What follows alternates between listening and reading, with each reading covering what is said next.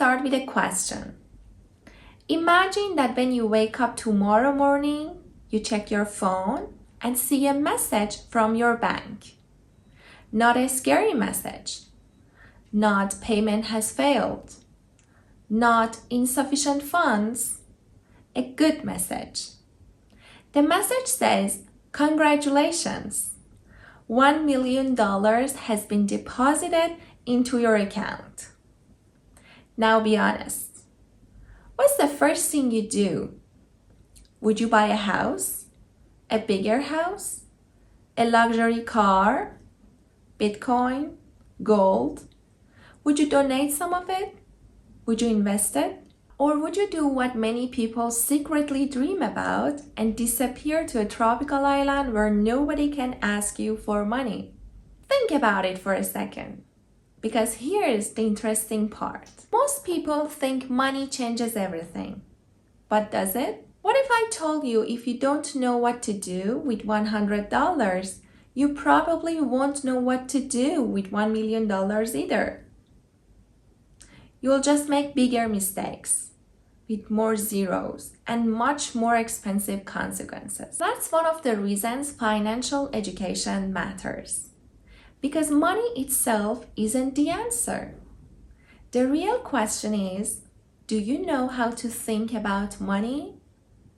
And that's exactly what today's book is all about. Rich Dad, Poor Dad, one of the most influential personal finance book ever written. Now, before we continue, let's clear something up. The book isn't really about one rich father and one poor father fighting in a financial boxing match. The book is really about two different mindsets, two different ways of looking at money. And honestly, those two characters are probably living inside your head right now. Every time you make a financial decision, imagine them sitting on your shoulders. Rich dad on one side and poor dad on the other, like financial angels, except they're both judging your spending habits. Let's say you are about to buy the newest phone. Poor dad says, you work hard, you deserve it. Rich dad says, will this phone make you richer next year? Poor dad says, play it safe.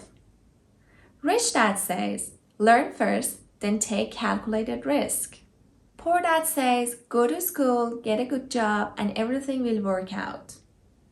Rich dad says, learn how money works because nobody is coming to save your financial future. Poor dad says, money is scarce. Rich dad says, opportunities are everywhere if you know where to look.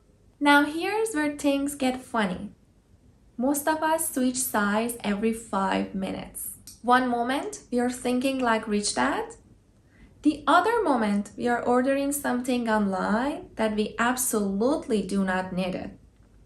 And suddenly, poor dad is winning again. Ever bought something because it was 50% off, even though you didn't need it? Congratulations! You didn't save 50%. You spent 50%.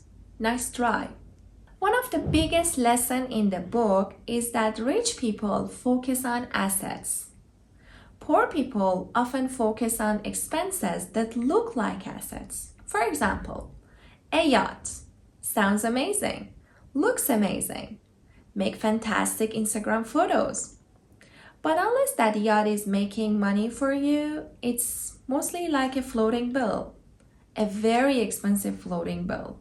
An asset puts money into your pocket.